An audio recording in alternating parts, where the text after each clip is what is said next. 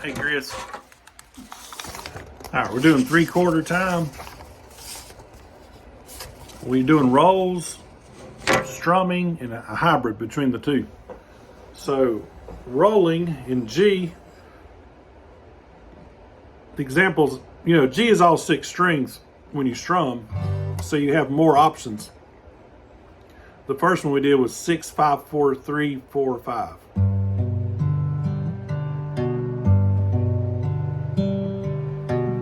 Second one is 6, 4, 3, 2, 3, 4.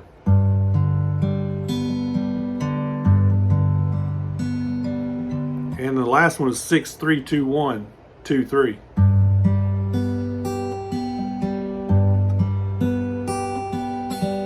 And then C, instead of having 3 different ways, you have 2 different ways you can do it, because you only strum 5 down when you strum a C. So it's a 5, 4, 3, 2, 3, 4.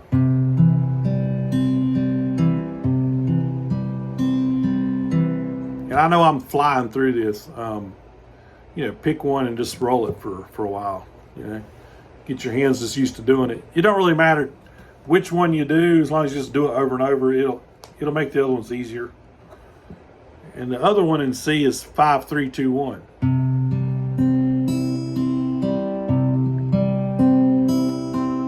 Now D, you really only have one way because it's a 4-string chord. It's 4, 3, 2, 1, 2, 3.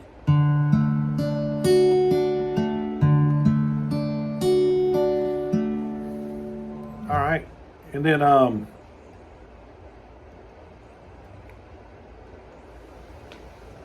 let's do strumming.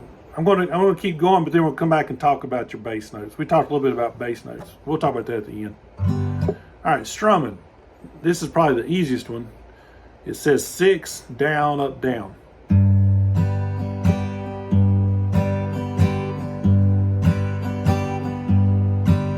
So D would be like 4, down, down.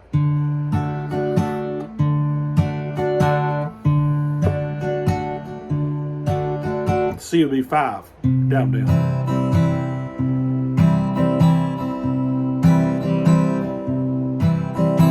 Okay, the hybrid, let's do G, 6, 5, pinch, 4, 3, 5.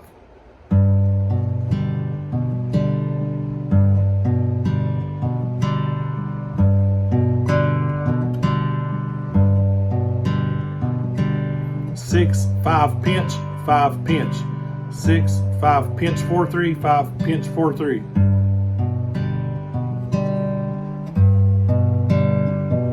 I'm using my thumb on 6, my thumb on 5, and I'm actually using my first and middle finger on 4, 3. So.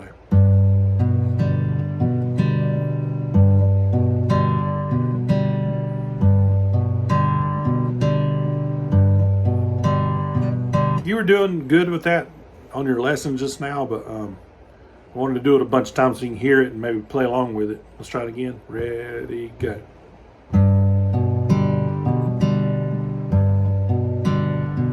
To me, this is the hardest one.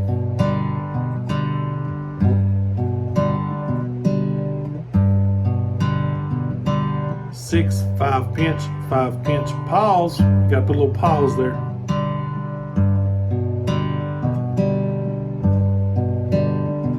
Okay, now, we have more options, so we can go 6, 4, pinch, 3, 2, 4, pinch, 3, 2.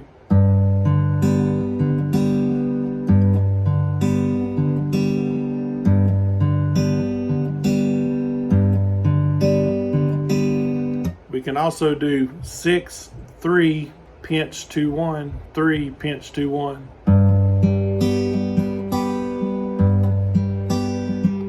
Probably tell that's like the brightest.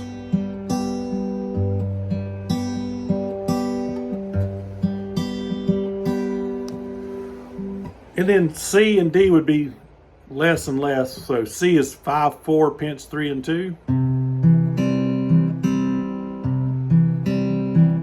Or 5, 3, pinch, 2, 1. And D is just 4, 3, pinch, 2, 1. 3, pinch, 2, 1.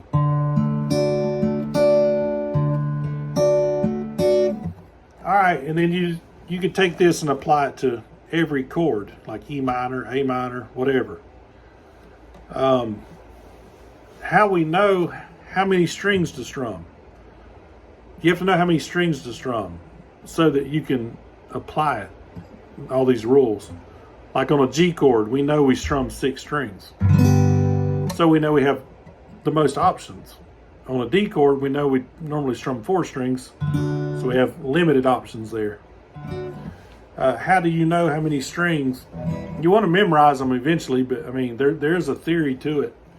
It's the name of your bass strings. If the chord includes the name of one of your bass strings, then you would include that string. If the chord does not include the name of one of your bass strings, you use wherever your top finger is. For example, E minor.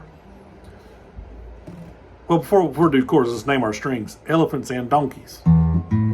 That's the E string, the A string, the D string. So E minor, you would include the E string. So it's a 6-string chord. G, there is a G string, but I'm talking about the 3 top bass strings. There's no G string on the top 3 bass strings. So you just find where the finger sits. Well, in this case, the finger sits on the 6th string. So you include the 6th string. C, obviously there's no C in elephants and donkeys. So you just find the bass string, which is 5. A, there you do have an A string. So you would include the A string. It would be a 5.